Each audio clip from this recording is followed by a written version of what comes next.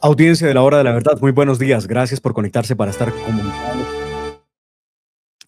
conectados con nosotros en la Hora de la Verdad. Bienvenidos una vez más a este espacio que les brinda a ustedes análisis, entrevistas, noticias y todo lo que tiene que tener usted a la mano para estar dando esta batalla por la verdad en Colombia. Momentos decisivos vivimos todos los días en este país. Qué país lleno de noticias. De verdad no se entretiene uno tanto en ninguna otra parte del mundo. Hoy es 19 de junio del año 2025.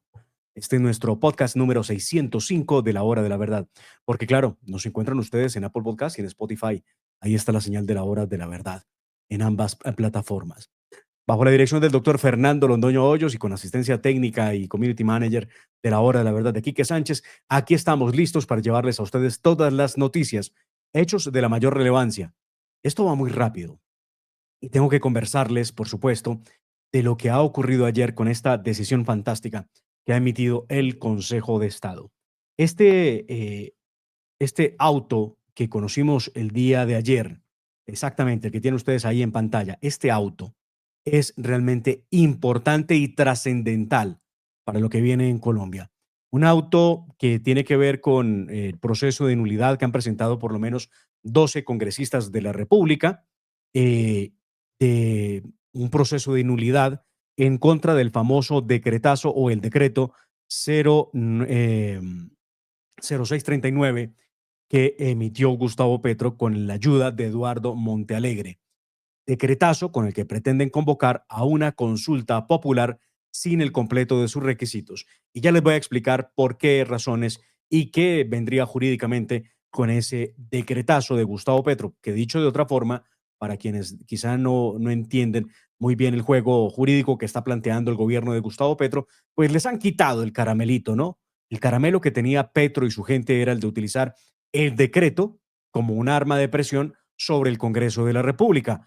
Ahora, con esta decisión del Consejo de Estado, creo que la pelota la tiene en la cancha el Congreso de la República en la conciliación de la reforma laboral.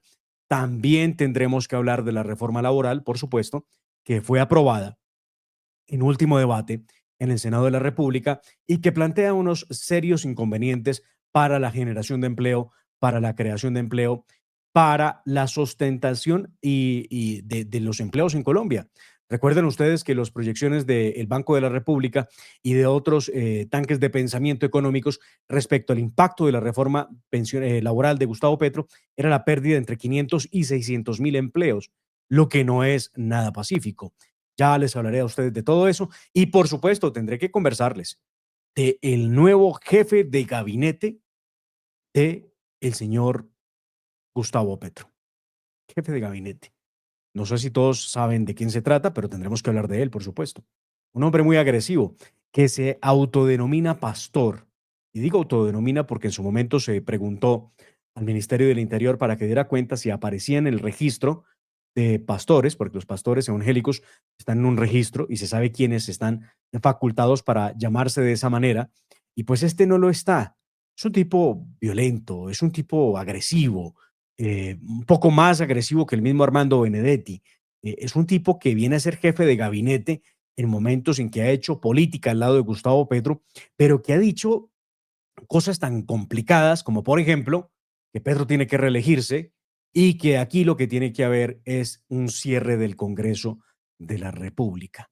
De todo esto hablaremos con ustedes aquí en la Hora de la Verdad con dos invitados especiales el día de hoy que tienen que ayudarnos a entender este panorama político. El primero de ellos, Carlos Augusto Chacón, director del Instituto de Ciencia Política, Hernán Echavarría Olózaga. Vamos a hablar de la consulta popular, vamos a hablar de la constituyente que plantea Gustavo Petro, porque este es el plan A, B, C, D, E, F. El plan de F de Gustavo Petro es la constituyente. Y a ustedes les preguntamos hoy en nuestro chat precisamente.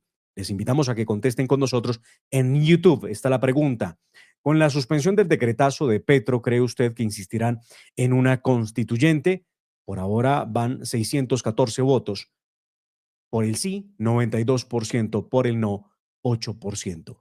Yo estoy más por el lado del no. Igual, chévere, que ustedes pueden participar con nosotros. Gracias y bienvenidos. Aquí empieza la Hora de la Verdad. Vamos con los titulares. Pero antes de eso quiero saludar a algunos de ustedes. Matilde, buenos días, muchas gracias. Matilde de Castro, Alfonso Rizo, Juliet, buenos días. Lili Lugo, Miriam Lucía Inagán. Miriam siempre nos ayuda muchísimo para que ustedes nos den el like.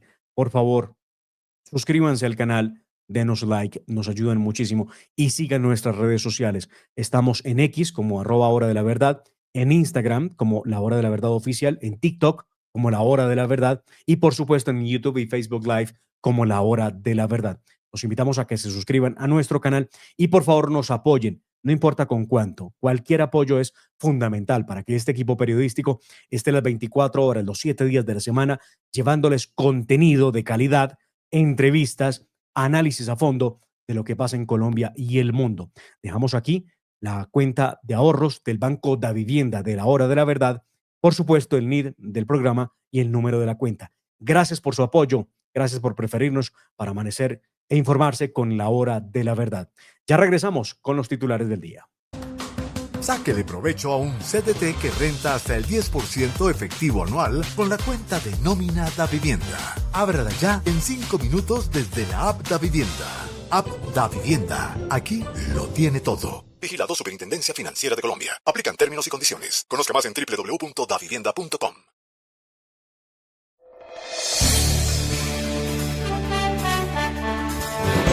Estos son los titulares que son noticia en el mundo y en Colombia, en la hora de la verdad.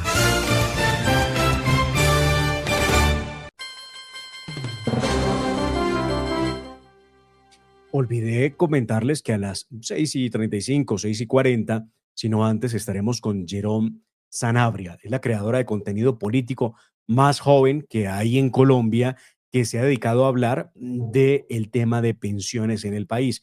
Es columnista de La República y vocera No con mi ahorro. Ha sido criticada y atacada fuertemente por Gustavo Petro y por toda su gente. No conciben que una persona tan joven tenga esta capacidad de analizar los temas más importantes. Y es que tendremos que hablar, por supuesto, de lo que significa el regreso de la famosa reforma pensional a la Cámara de Representantes, que no es otra cosa que por ahora dejar sin efectos la famosa reforma pensional de Petro, porque alguien me lo preguntaba ayer y quizá no logré decirlo en los titulares. Lo que viene ahora es, por supuesto, que la ley deja de existir, porque hasta tanto no haya una decisión definitiva respecto a la constitucionalidad, pues no puede existir. Quedan vivos dos artículos, que es el tema de traslado de fondo de pensiones a las famosas ACAI, pero eso no significa que vaya a entrar en vigencia por ahora.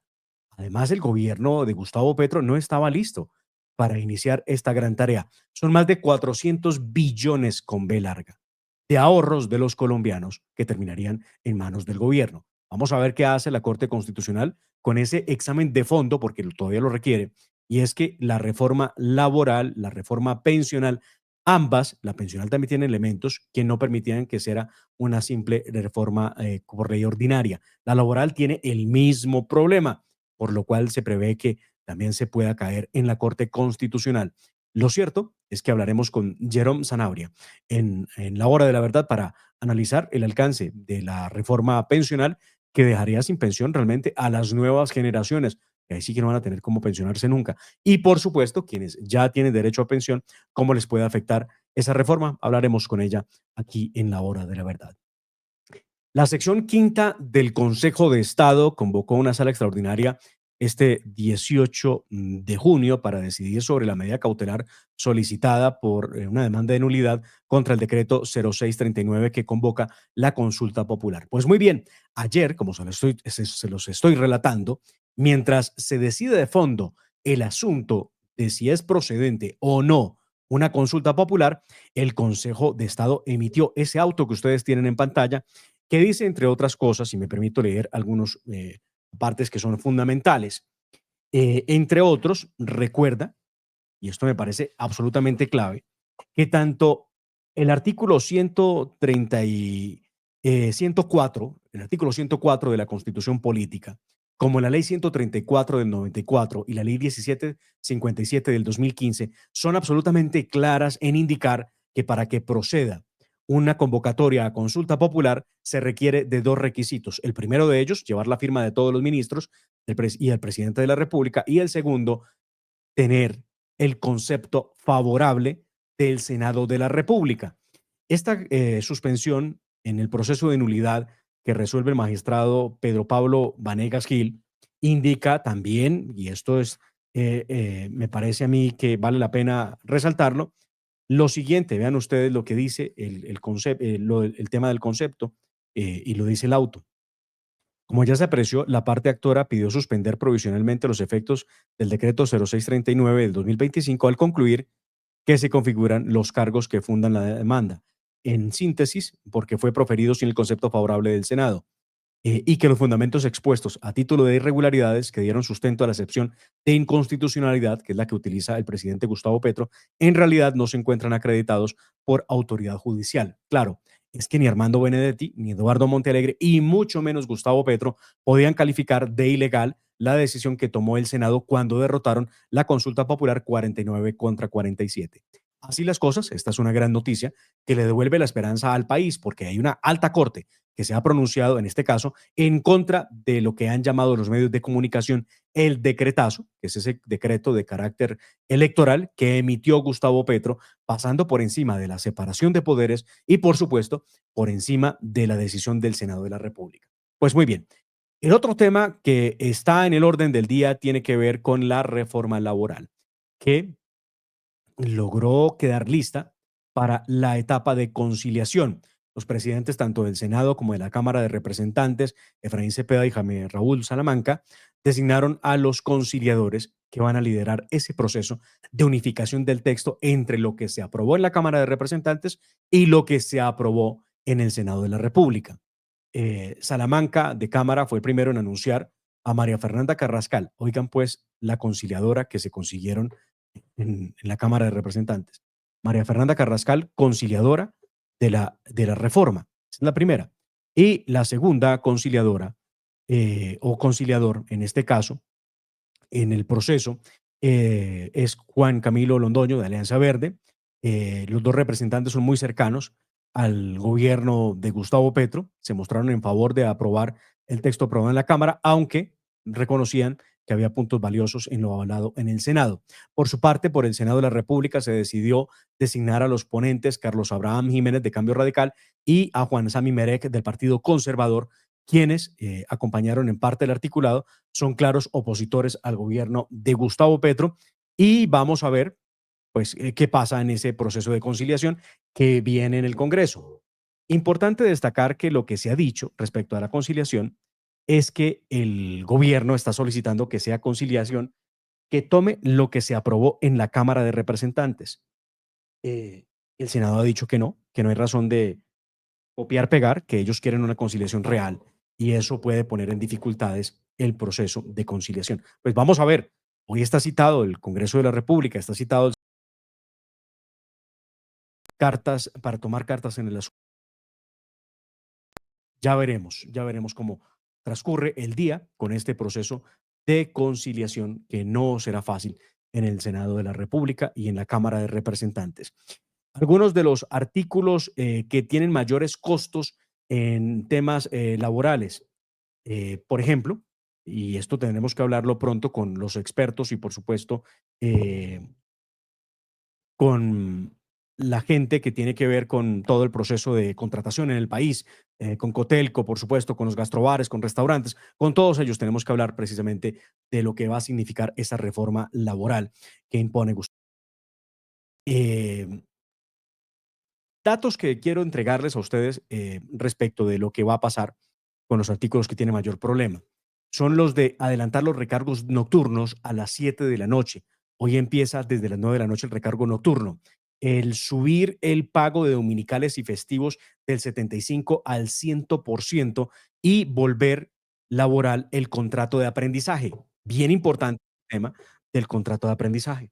Vean ustedes que el pacto histórico, en una de esas jugadas absurdas, creyendo que le va a ayudar a los estudiantes del SENA con un régimen laboral distinto, se hizo que el contrato de aprendizaje, que siempre fue, pues eso, contrato de aprendizaje, se volviera contrato laboral. La monetización por no aceptar o por no tener puede llegar a ser de 1.500.000 o cosa por el estilo. Contratar a un joven que es aprendiz cuesta un poco más de 2.000.000 de pesos. Ese es el problema en el que nos está metiendo precisamente el gobierno de Gustavo Petro. Contrato de aprendizaje que enredó las cosas y que ha tenido todas las críticas. También hay que hablar de lo que ha dicho Fenalco. Escuchemos precisamente, porque aquí está Jaime Alberto Cabal, que ha dado unas declaraciones respecto a la aprobación de esa reforma laboral. Al gobierno Veamos. una mala reforma laboral para el país que va a perjudicar a miles de colombianos solo por el hecho de ser una moneda de cambio y no aprobar la consulta popular. Como lo hemos advertido, esta reforma incrementará los costos laborales entre un 18 y 34%. Afectará a las micro, pequeñas y medianas empresas, especialmente las que trabajan y laboran durante las noches dominicales y festivos. Traerá como consecuencia la destrucción de miles de empleos y el incremento de la informalidad. Muy bien. Y tengo que contarles también que hay advertencias sobre el nivel de gas que tenemos en Colombia. Hay verdaderas dificultades para abastecer la creciente demanda en hogares, comercios, vehículos e industrias. Así lo ha advertido la presidente de Naturgas, Luz Estela Murgas, sobre la necesidad de acelerar los proyectos de exploración y producción de gas para evitar mayor dependencia del gas importado que puede subir de precio por cuenta del conflicto que se desata entre Irán e Israel por estos días. El pastor que se hace llamar pastor y que no es pastor, Alfredo Sade, es el nuevo jefe de gabinete del gobierno de Gustavo Petro. Esto se reconoce así tras la publicación de su hoja de vida en el sitio web de la Casa de Nariño, ahí está, como ustedes lo pueden ver en pantalla. Ha escrito Alfredo Sade, que es un hombre virulento, muy duro con la oposición a Gustavo Petro, lo siguiente: gracias, presidente Gustavo Petro, por su confianza. A todos, a Dios, todo honor y gloria. A mis detractores los invito a tomar café. El país nos necesita para que el amor pueda vencer el odio. Levántate, Colombia, cautiva de esperanza. Publicó en su perfil de X el señor Sade. Y en noticias internacionales, la Administración de Alimentos y Medicamentos, la FDA de los Estados Unidos, anunció la aprobación del primer tratamiento semestral preventivo del VIH de venta en el país, según anunció el fabricante del medicamento hace unas cuantas horas. El fármaco llamado Yeztugo fue diseñado para reducir el riesgo de contraer el VIH por vía sexual en adultos y adolescentes que pesen al menos 35 kilogramos. En otros hechos, Corea del Norte denunció este jueves la ofensiva de Israel contra Irán y tildó tanto de acto ilegal como de crimen contra la humanidad, según el portavoz del Ministerio de Relaciones Exteriores. Y el gobierno argentino, en otros hechos, autorizó a civiles la compra de armas semiautomáticas y de asalto, según un decreto publicado este miércoles que revierte una prohibición de hace 30 años y es cuestionado por los especialistas. Pues muy bien, de todo esto hablaremos con ustedes en la hora de la verdad, y en segundos estará con nosotros el doctor Carlos Augusto Chacón, director del Instituto de Ciencia Política Hernán Echavarría Olózaga, para analizar el decretazo, analizar la decisión del Consejo de Estado y esos llamados a una asamblea constituyente. Ya regresamos.